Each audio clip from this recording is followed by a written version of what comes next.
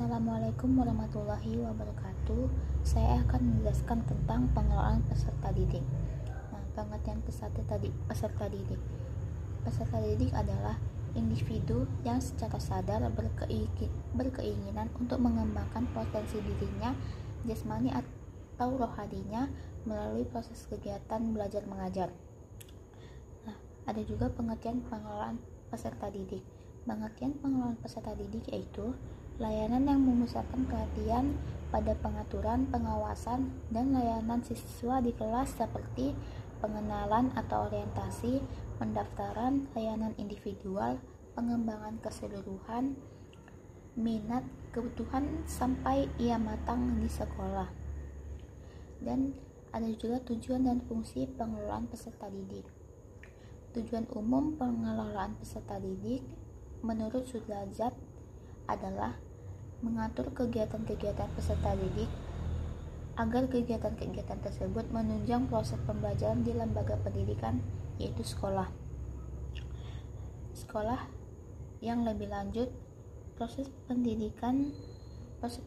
pembelajaran di lembaga tersebut dapat berjalan lancar, tertib, dan teratur sehingga dapat memberikan kontribusi bagi pencapaian tujuan sekolah dan tujuan pendidikan secara keseluruhan. Dan fungsi pengelolaan peserta didik yaitu sebagai wahana bagi peserta didik untuk mengembangkan diri seoptimal mungkin, baik yang berkenaan dengan segi-segi individualitasnya, segi sosial, aspirasi kebutuhan, dan segi-segi potensi peserta didik lainnya. Dan ada juga tahapan dalam pengelolaan peserta didik. 1. Analisis kebutuhan peserta didik. 2. Rekrutmen peserta didik. Yang ketiga, seleksi peserta didik. 4. Orientasi calon peserta didik. Yang kelima, penempatan peserta didik. 6. Pembinaan dan pengembangan peserta didik. 7. Pencatatan dan pelaporan kemajuan peserta didik. Dan yang ke-8, kelulusan dan alumni.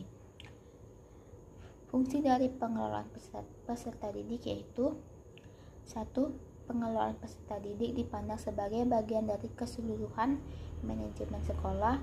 2. Segala bentuk kegiatan pengelolaan peserta didik haruslah mengembangkan misi pendidikan dalam rangka mendidik para peserta didik. Yang ketiga, kegiatan-kegiatan pengelolaan peserta didik haruslah dipandang untuk mempersatukan peserta didik yang mempunyai aneka ragam latar belakang dan punya banyak perbedaan. Yang keempat, kegiatan pengelolaan peserta didik haruslah dipandang sebagai upaya pengaturan terhadap pembimbingan peserta didik.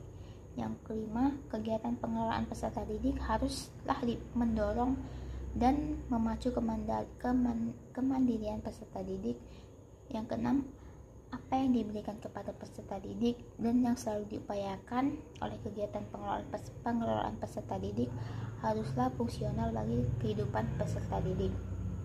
Ada juga dasar hukum pengelolaan peserta didik. 1. Undang-Undang Dasar 1945 alinea keempat yang mengamanatkan mencerdaskan kehidupan bangsa. Yang kedua, batang tubuh Undang-Undang Dasar 1945 pasal 31 ayat 1-5 tentang hak dan kewajiban warga negara.